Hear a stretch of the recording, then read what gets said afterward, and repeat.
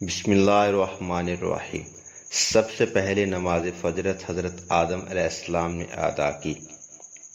ہم جو فجر کی نماز ادا کرتے ہیں اس میں 2 رکعتیں فرض پڑھتے ہیں۔ اس کی حکمت یہ ہے کہ فجر کی نماز سب سے پہلے حضرت آدم علیہ السلام نے ادا فرمائی۔ جس وقت اللہ تعالیٰ نے ان کو دنیا میں اتارا اس وقت دنیا میں رات چھائی ہوئی تھی۔ حضرت آدم علیہ السلام جنت کی روشنی میں نکل کر دنیا کی اس تاریک اور اندھیری رات میں دنیا میں تشریف لائے۔ اس وقت ہاتھ کو ہاتھ دکھائی نہیں دے رہا تھا۔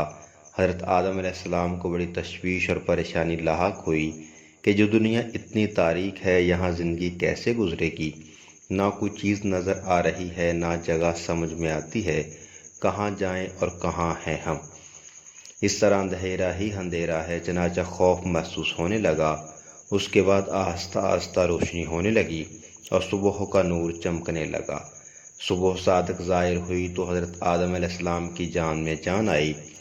اس وقت حضرت آدم علیہ السلام نے سورج نکلنے سے پہلے 2 رکعتیں بطور شکرانہ ادا فرمائیں۔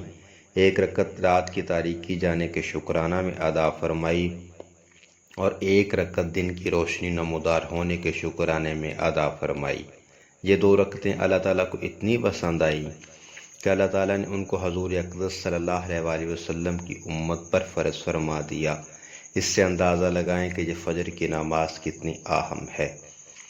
اللہ تعالیٰ ہم سب کو نماز کا پابند بنائے اور اس میں ہم نے فجر نماز، اس کی فضیلت، اس کی فرضیت کی جو وجہ ہے وہ دیکھی کہ حضرت آدم علیہ السلام نے سب سے پہلے فجر کی نماز ادا کی، کہ جس طریقے سے اللہ تعالیٰ نے رات کے بعد دن اور دن کے بعد رات کی یہ جو ترتیب ہے اس میں جو سب سے زیادہ فرق ڈالنے والی چیز ہے وہ نماز فجر ہے۔